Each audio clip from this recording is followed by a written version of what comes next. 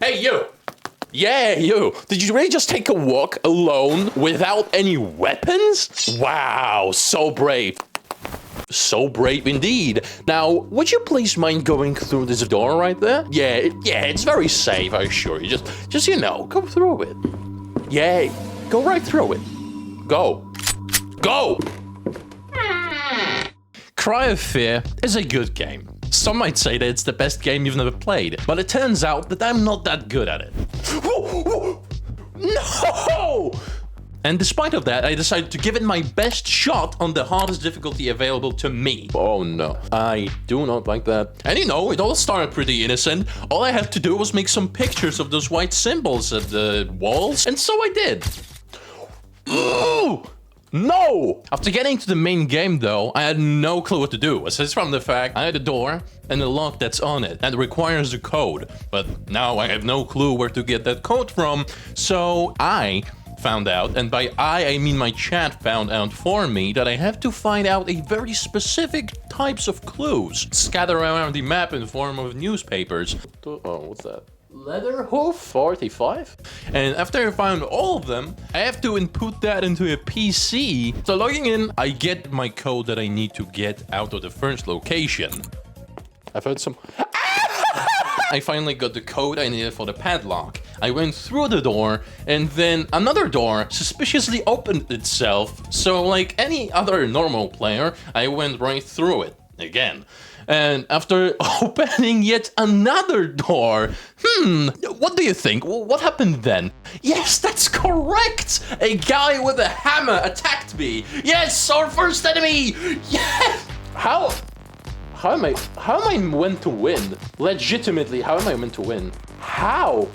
After quickly getting rid of him, I jumped into a sewer system and faced a way stronger enemy. And by that I mean exact same enemy but with a different shirt. Come on. Come on. Come on. How? How did you see me? Whoa, you fast! He's fast! I fucking hate this game. After gratefully dying, I replayed it a couple of times until I finally got him, you know. Ah! What the hell is wrong with your head? What the hell? But then, to my surprise, there were 3 more of those Stockholm residents that I had to take care of, carefully, one at a time. And that did not go as well as planned, because each of them worked for me as a separate Dark Souls boss. No!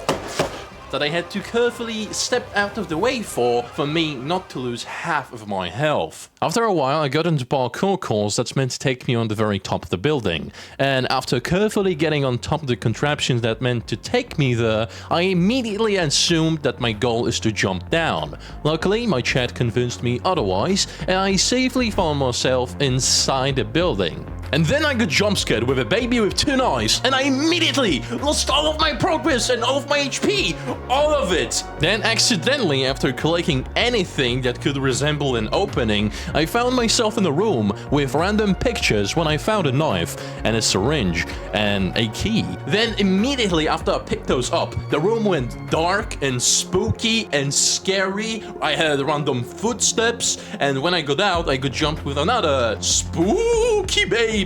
But this time, this one had a knife stuck to its forehead. I didn't even need to waste stamina points or a bullet because it simply exploded on impact by itself. It was pretty cool. After wondering for a bit, I was forced to fight another baby.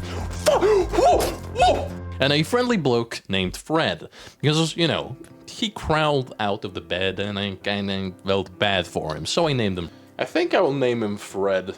But to go through, either Fred or I had to do something. So I did something. Just to be jumped by another kid with a knife. No! What a surprise! I died, and I have to go all over again through the entire process. And so I did. And after avenging victorious from the fight with Fred, and after getting jumped by the same baby again, I died again! Isn't that funny? And after carefully going through the entire process all over again, around 5 times, I actually went through it and avenged victorious on the final encounter and won. We did it! The child is no more! And now, just after a few steps, I found a gun at the ceiling. Though the main character of the game was mostly concerned about the corpse it was still attached to. Oh, a gun! oh, right, buddy. Okay. Then I needed to go to the basement. For some reason, I have no idea why, but that's what the game wanted from me. So I immediately started looking for some clues that could help me get into the basement. And I found a room with a recorder. And luckily I get to save the game right before I was jumped by an enemy that was just hiding a few inches from me. Yeah, I'm lucky that I saved the game right there. After dealing the guy with my newly found Second Amendment, I headed for the elevator that I somehow fixed. I found a guy in a bathtub that needed my help earlier. Luckily for me, he didn't need my help now, but he still had the key for me. When I got to the balcony, main character wanted me to slide down, and that meant I either had to find a ladder or a rope. And I found it. And accidentally, I also found a hot single mums that all the ads have been warning me about for a while. What the fuck is that? And then I got down on the second floor, and would you look at that? A second one got me. You piece of shit, you fuck. After careful planning, I defeated both of them in fair combat. And by fair combat, I mean I had a Glock, and they didn't. But then, not even a few seconds later, I got killed by the exact same enemy through the wall! What the fuck? Ow. And sadly, I have to admit, this story does not have a happy ending. After endlessly trying and trying and trying and trying to beat those single hot mums in my area, they have bested me. I just were not able to pass that stage. It was just too difficult for me. I was left on very few HP. I had no more ammo. And after having that final attempt, both Chat and I have finally decided that this was the end of our adventure with Cry of Fear. You know, at least for now.